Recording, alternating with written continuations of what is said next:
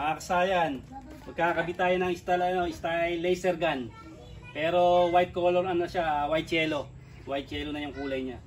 Ito na yung gagamitin natin sa kanyang pagre-relay, yung pinaka perfectong pagre-relay sa isang motor. Dito, tutok mo rito. Mag-uumpisa tayo rito sa relay. Ito siya wa. Ito yung relay natin, Bosch relay ha.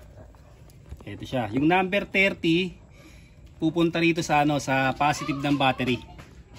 Ito siya, positive ng battery ha, yung number 30. Tapos yung number 85, ito siya, tutok mo rito. Dito tayo kumuha ng body ground.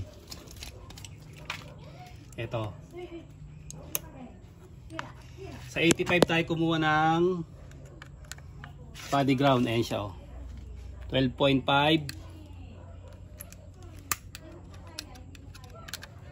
12.5. Parehas na parehas. Ito yung negative natin ha.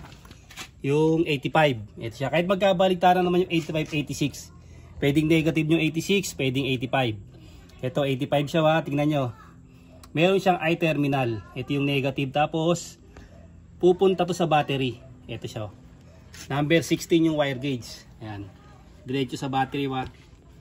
Bali itong na to. Itong tornilyo na to. Dalawang dalawang I-terminal. Dalawa nito. Yung galing sa battery at saka galing sa 85 ng relay. Ngayon yung 86, ito siya. Yung 86, ito yung accessory wire. Dito tayo kumuha. Para mahanap nyo siya, tutukan mo dito sa kabila. Hanapin nyo muna yung yung brake switch. Yung pagpepreno kayo, iilaw yung preno nyo. Ito siya wa. Ito siya. Ito. Ito. Galawin nyo na diretso yun sa kabila. Dito. Pag ginalaw nyo yan, ito siya ngayon Hanapin nyo rito yung accessory wire. Kasi yung isa rito, pagka na yun ang napili nyo, magkaka-power lang siya pag nagpreno kayo. Dapat itong accessory wire. Ayan siya. Pag pinatay nyo yung susian, mamamatay din siya. Ayan siya. Ayan yung accessory wire. Diyan natin lalagay yung number 86. Tapos, ito yung natin, 3-way switch. Dito. Ito yung 3-way switch natin ha. Hahanapin natin dito kung ano yung common. Kadalasan yung gantong formang domino, kulay blue. Tingnan natin kung kulay blue siya ha. Lalagay natin ito sa body ground or negative. Nakabukas pa rin yung susian. Tapos maglalagay tayo rito ng ilalagay natin yung common.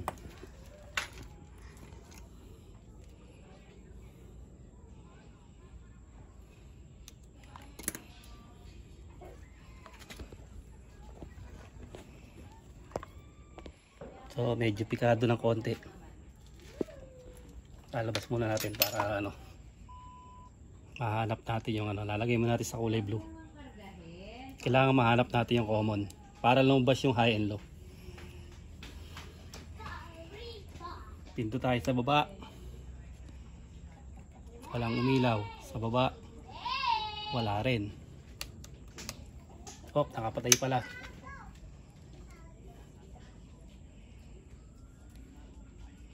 Kulay brown. Wala. Okay, wala. Hindi kulay blue ang common. Ay, sorry. Wala pa pala tayong fuse. Kailangan pa muna natin lagyan ng fuse para gumana yung ating 10 or 15 ampere ha. Ikakabit yung fuse. To circuit din to. Bosch relay tapos circuit yung natin ha. Fuse tsaka circuit yung socket natin. Relay socket. Sa kulay blue ha. Okay, meron na yung isa. Meron na yung nasa may taas. Yung kulay black na nasa baba, pinutin natin sa baba. Okay, yun lipat natin sa kabila.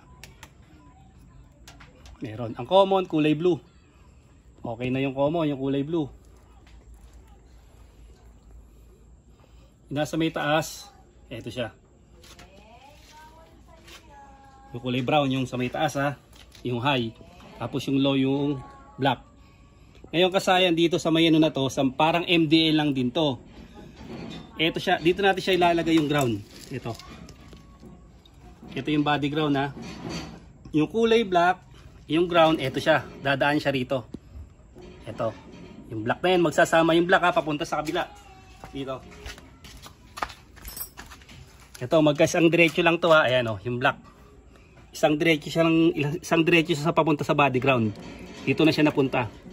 Tapos ngayon, ito yung white, magsasama rin yung white. Ito. Tapos magsasama rin yung red. Ito siya ba? Bali nakuha na natin yung ano, yung red tsaka yung white. Tignan lang natin kung alin yung high and low niya. Ito na ngayon yun, yung dalawa.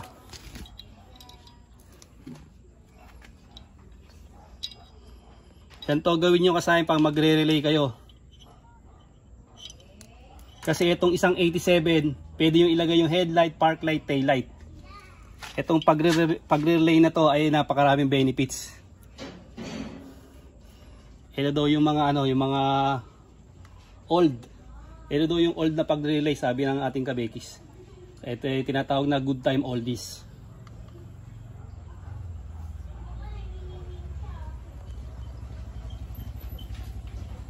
Ito siya kasaya no. Yung low natin yung dilaw. Tapos high natin yung white. Low, high. Ayan siya. Yung high natin yung white ha, yung low natin yung ano, yung dilaw. Ito siya kasaya na, tingnan nyo. Ito yung pag-relay ha, iulitin ko lang sa inyo, tapos i-clear na lang namin yan. Sa positive, nakalagay yung number 30. Positive ng battery, number 30. Tapos yung 85, ito sila, magsasama ha. Dalawang I-terminal. Galing sa relay at saka galing sa negative ng battery, magsasama sa body ground. Yung number 86, pupunta sa accessory wire. May power na yung dalawang 87. Pagka nakabukas siya, ito siya ha. Malalaman nyo na kung nakapasok na sa power relay, ito na siya. Para malaman kung nakapasok sa power relay, alisin nyo yung fuse kung daduma na sa relay. Pag namatay siya, ibig sabihin nakapasok na sa power relay. Ito siya, ayan o. Tingnan mo yung ilaw, wala na siya pagka tinanggal. Babalik natin, iilaw na uli siya. Tapos hanapin nyo lang yung common, yung kulay blue, ano, yung common, yun ang pupunta ng 87. Ito siya o. Tapos nakareserve isang 87 nyo. Para ilagay nyo yung headlight, tail light, park light. Para pag nailagay na rito, nalipat na rito yung park light, headlight, tail light, wala nang kurapang motor nyo. Okay na yan. Tsaka hahaba ang buhay ng battery. Siguradong masisiyang kayo sa resulta. Hanggang dito na lang mga kasayan. Salamat sa panunod.